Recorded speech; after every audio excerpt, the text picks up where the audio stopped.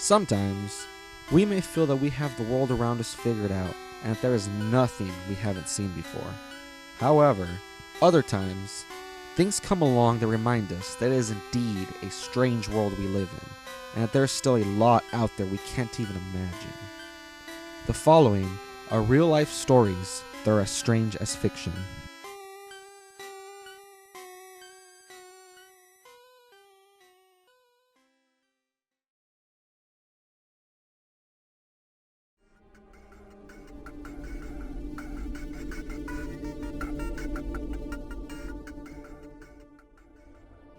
Whether comic books, anime, cartoons, or video games, the ability to manipulate poison and other toxic substances has become a recurring theme in pop culture.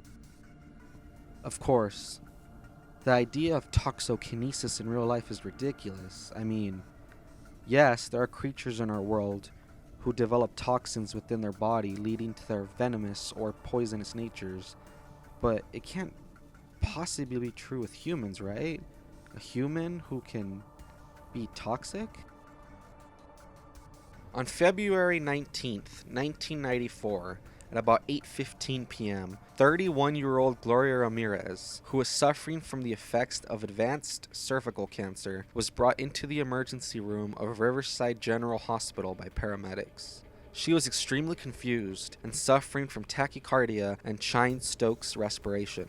Medical staff injected her with several sedatives in hopes of calming her down, but it soon became clear that she was responding poorly to treatment. Staff then tried to defibrillate her heart, and it is at this point that several people saw an oily sheen covering Gloria Ramirez's body. Some even noticed a fruity, garlic-like odor was coming from her mouth.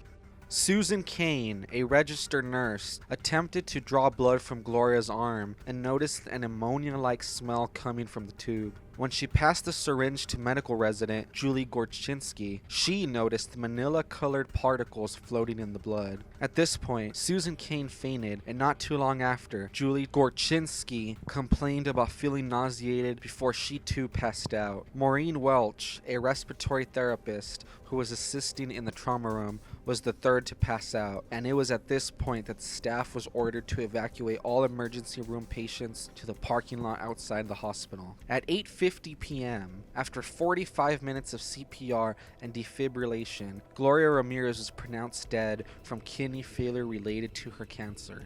In total, 23 members of the emergency room staff were found to suffer at least one symptom from being in contact with the ill patient. Julie Gorczynski, one of the first of the hospital staff to fall victim, seems to have gotten it the worst. She spent 2 weeks after the exposure in the intensive care unit with breathing problems and even developed hepatitis and avascular necrosis in her knees. While investigators have spent years trying to figure out the exact cause of the poisonous gases emanating from the woman that strange night, there have been varied conclusions. Some say that a deadly combination of chemicals is said to have been accidentally created, the result of various medications and topical ointments used by the patient to treat various symptoms of cancer. Others believe that the hospital staff most likely experienced an outbreak of mass sociogenic illness, perhaps triggered by an odor.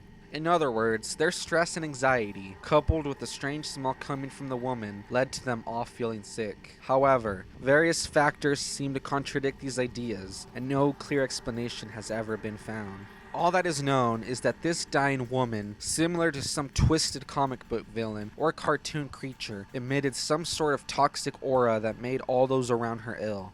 It may sound like something out of a fictional story, but hey, sometimes life is as strange as fiction. Thanks for watching.